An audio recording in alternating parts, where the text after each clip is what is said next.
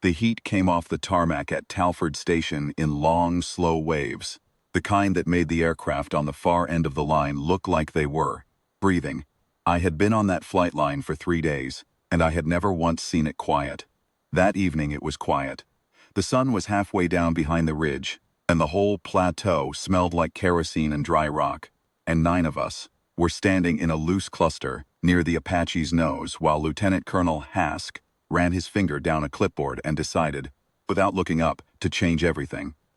I remember her standing to the left of Major Selden, in full kit, helmet under one arm, pre-flight notes in her other hand. She had a stitched name-tape that read Vale and a DFC ribbon on her chest that I did not bother to look at. That was on me. None of us looked at it. We were a SEAL team 2 hours from a priority extraction, and she was, as far as any of us had bothered to determine, the co-pilot who had been assigned to this route, without anyone's explanation. That was enough for us to form an opinion, and we had formed it. Hask looked up from the clipboard and at her and said, "I need that seat."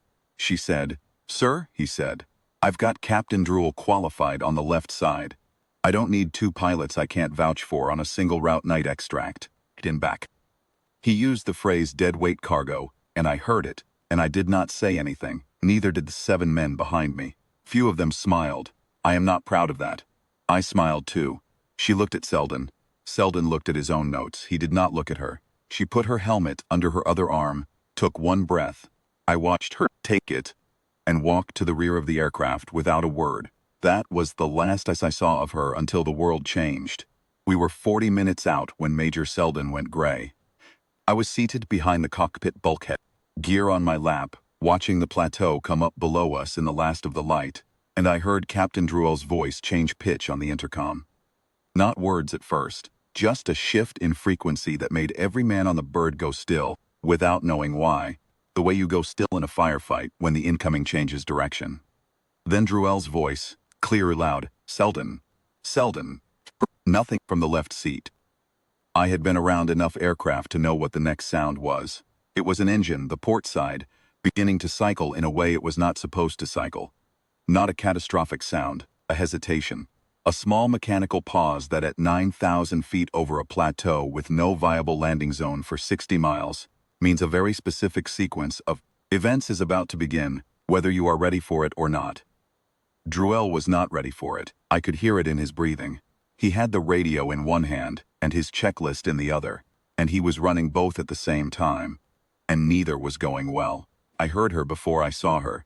She came through the bulkhead door in a controlled walk, not a run, not a lurch, and she said, into the cockpit, without raising her voice, "Cockpit controls," just that. No explanation, no request for permission. Bell turned, and for a moment the aircraft veered 2 degrees. I felt it, and she said, still quiet, "Stay on the radio. Get Talford's emergency frequency. I've got the aircraft." She slid into the left seat. Her hands went to the collective and the cyclic at the same time, and she leveled us out in the same breath. I have done 9 combat deployments. I have been in burning vehicles. I have been in the water off a coast I am not allowed to name. I know what it looks like when someone takes global control of something and the thing responds. The aircraft responded. She called back to us without turning her head. "Single-engine procedure begins now. Wait shift. 4 of you move aft. I'll tell you when to move forward." Her voice had the cadence of someone reading a map. No vibration in it, no performance. 4 of my men moved aft. Stayed where I was, one hand on the frame, watching her hands. She had the port engine checklist from memory. I could tell because she never asked for it. And she ran the auto-rotation prep and the fuel transfer in a sequence I later confirmed, when I read the accident report, had been exactly correct.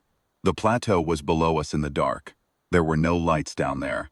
There was no place to put a bird with a failing engine and 800 pounds of combat team aboard, except forward, toward Talford, which was 61 miles away at a fuel burn she had already begun to calculate aloud and clipped. 2-word updates that Druell was writing down. Selden was still in the right seat.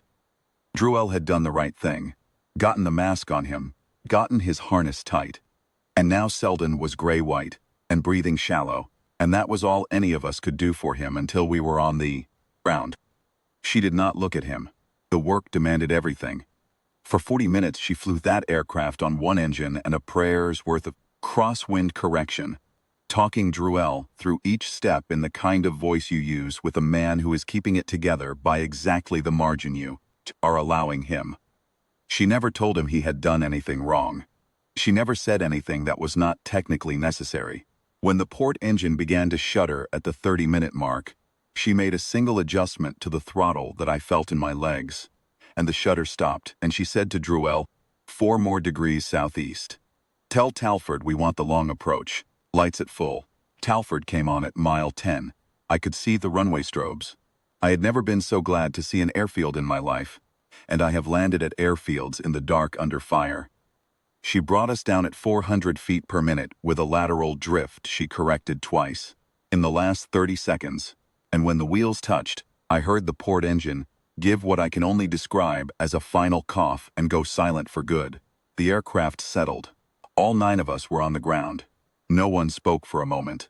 Then she pulled the helmet off and ran one hand through her hair and looked back at us over her shoulder and said, "Selden needs a trauma bay. Someone call that ahead."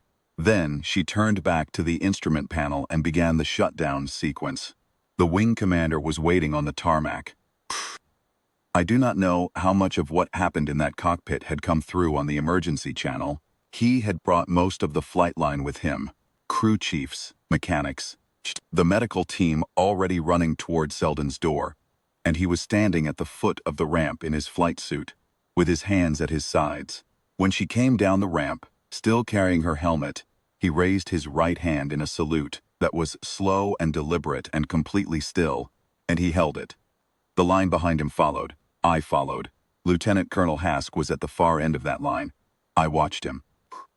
He had been standing with his arms crossed when the aircraft came in, and I had watched his arms drop when she walked the ramp. He stood there for a moment with his hands at his sides.